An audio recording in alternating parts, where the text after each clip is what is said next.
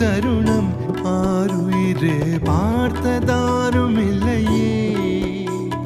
புலரும் காலை பொழுதை முழுமதியும் பிரிந்து போவதில்லையே. நேற்று வரை